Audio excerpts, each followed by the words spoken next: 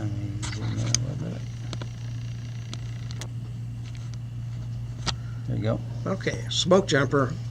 I don't know where it originated, but I do know it showed up out at the Bighorn, and Thor, I can't remember Roger's last name, was the one that was tying them. Now, the original one that I saw had a much longer wing. Trouble was, for me at least, it was hard to keep that wing dry and floating. So I went to a shorter one to see if it would work, and the fish liked it. So I said, okay, it works for me. Anyway, this is for adult midges and clusters. And they're pretty good about taking it almost any time during the midge hatch.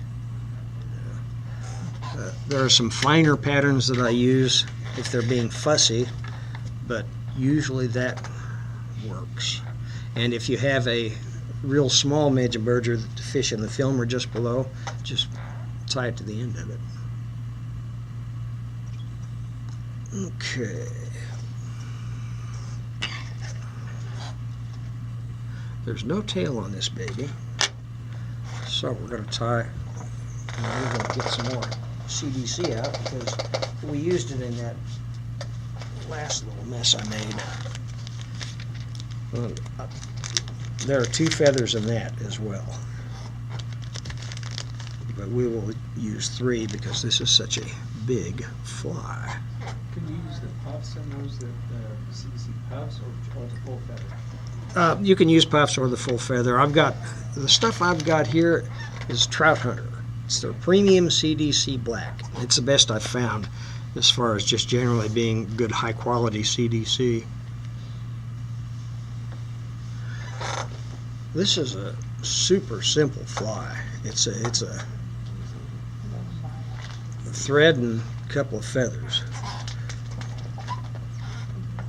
And all you're going to do, just come back on the thread base a little, is tie it in.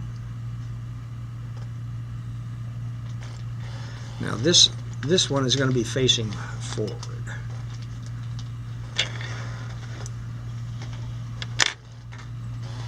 You want to really crank down to make sure it doesn't move off on you. Okay, we got it now. And that's forward. This is trimmed to a stub.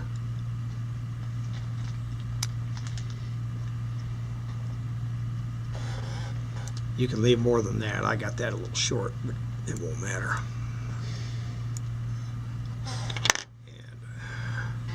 And a little bit of, well, actually we don't even need the dubbing, just thread. You want to tie it up, just move it back just a little. You don't want to land flat, but you don't want it straight upright either. Now, like I said, this tying this big is, I would do better if I got the proportions and got some practice at it. But just pull that back.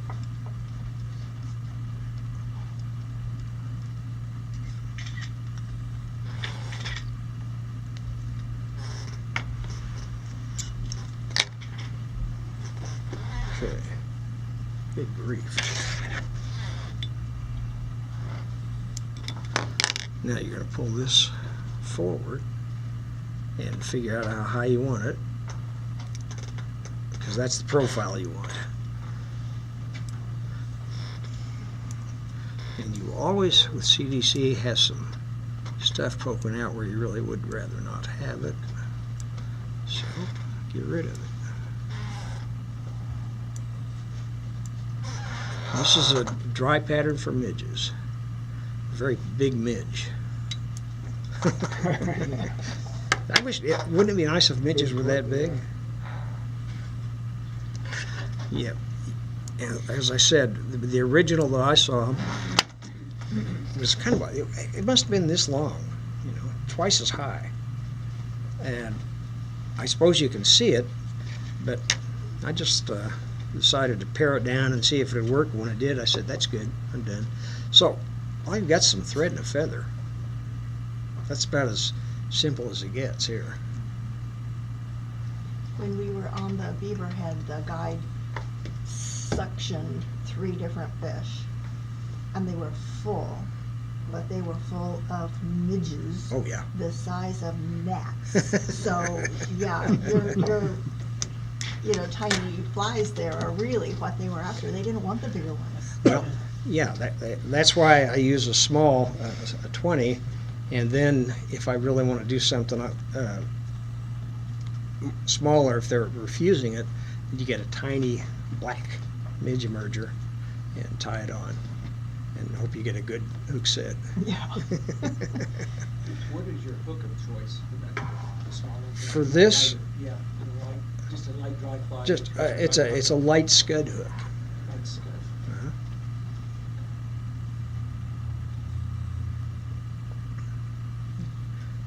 Well, how do you make a mess like this just tying 3 flies? I don't understand.